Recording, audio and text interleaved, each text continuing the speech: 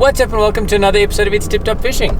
My name is Keaton Ditchfield and today we're going on an adventure. So, I'm here at this beautiful venue. There are fish in the dam, there's blue skies, there are llamas walking around, and I'm just so happy. I've got to unpack the car now. I've got some bass sitting right in front of me. After I've unpacked the car, I'm going to definitely catch one or two of these bass who are looking at me. And yeah, happy to be out here. Don't pick me. Nick's trying to convince it not to pick him.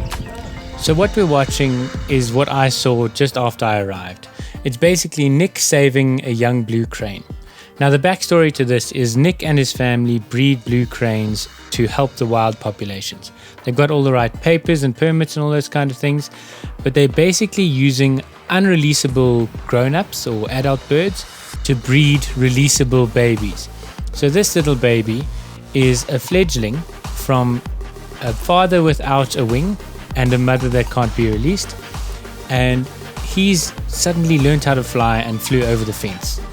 And blue cranes can float in water, but not for long. So Nick had to get into the water quickly, swim all the way out, save it, and it didn't want to be saved and wanted to pick out his eyes. But this little guy will one day be released. Well done to Nick for saving it. Calling his partner. Well done, Nick! So after watching that fantastic show, I decided to get my carp rods out. I wanted to catch a large mirror. Now, underneath the boat, you can see that there's a lot of weed. It is a very difficult fishing situation. For 80 meters, there is solid weed that you can fish your line over, and then in about 8 meters of water, you've got a clear spot where the fish patrol. I thought I was going to catch plenty of fish, but I was soon to find out it was going to be quite difficult. It's bloody hot, and it's about 11 o'clock in the morning. Time for this adventure to produce a carp, I think. A lovely mirror carp would be great. A mirror carp or a 10 plus. So finding the fish was not a problem.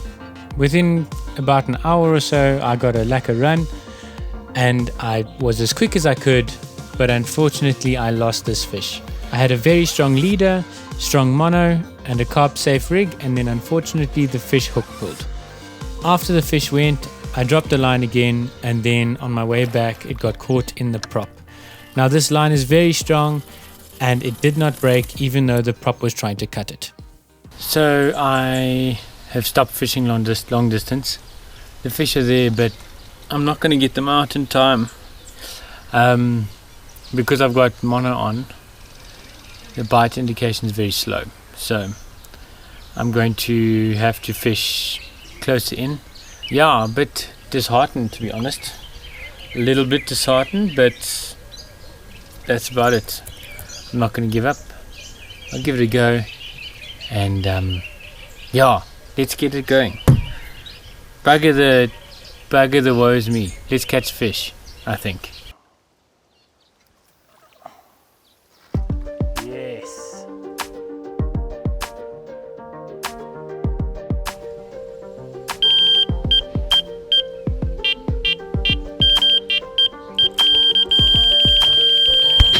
We're on to a fish right now.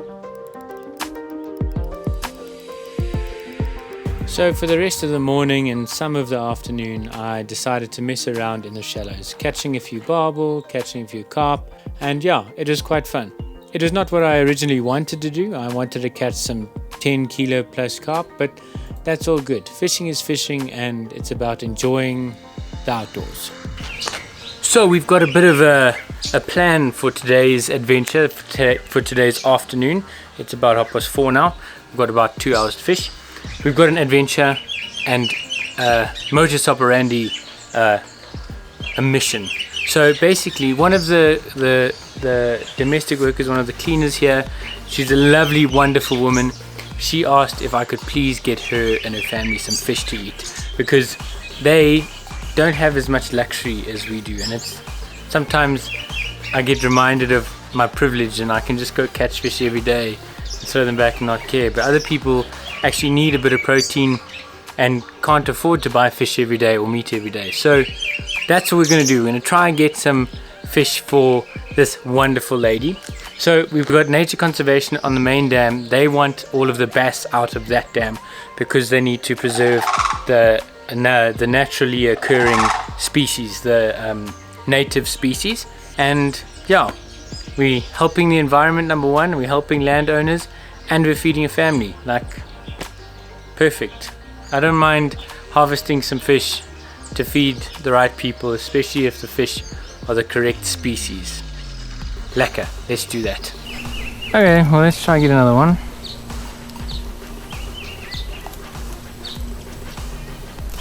There she goes.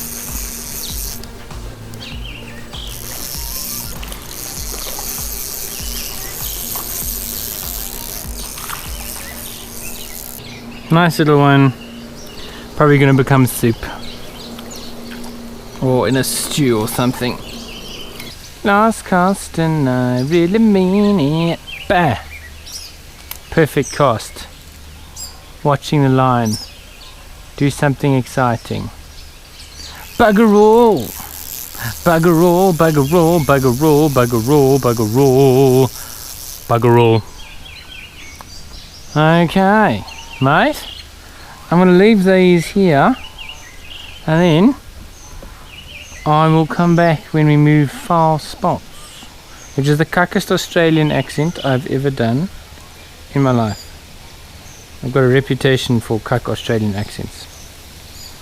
I've coined the phrase twin turbo, which is me trying to say twin turbo in an Australian accent. Bad.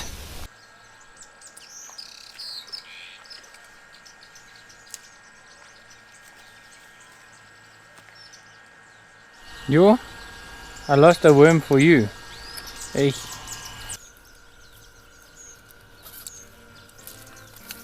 Now, of course, when I put away the cameras, I catch this. So I had to film it on my phone, and this is about a 2 kilo bass. Now, bass guys, please don't kill me. This is a decision made by nature conservation to preserve the native species in this dam. The bass population has gotten to a point where it is severely affecting our native species. It's as simple as removing some introduced predators to allow our indigenous species numbers to recover. Now, moving on. We've got some catfish eating a carp. Now, in person, I could not see really what they were doing. I wasn't sure whether they were mating or doing all kinds of funny things. I did not know what they were doing. So I used the camera, saw what they were doing, and then got a big cat popper and chucked it their way. There you go. Just the bobble. Yeah. Oh no. Still on.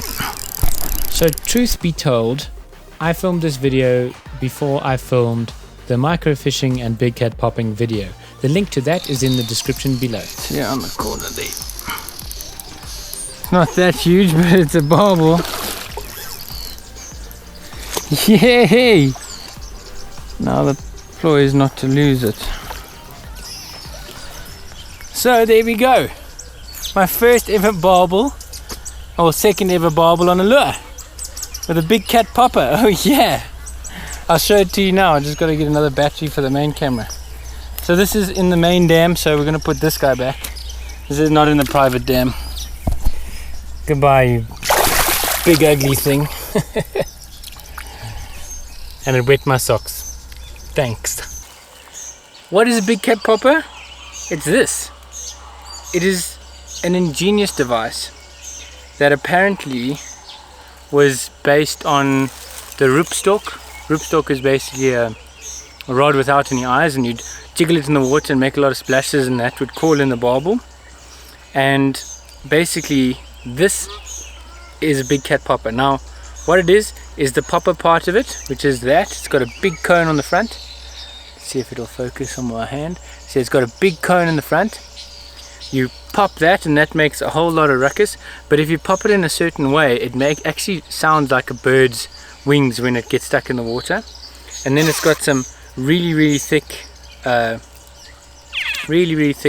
mono, and then it's got what they call a pumpkin seed, basically because it's shaped like a pumpkin seed. And this is a white pumpkin with very, very hard, very strong hooks, because barbel will straighten out pretty much anything. So that is a big cat popper. If you want to get hold of one of these, I'll put a link in the description below for the big cat popper, guys, if you want to try catch them.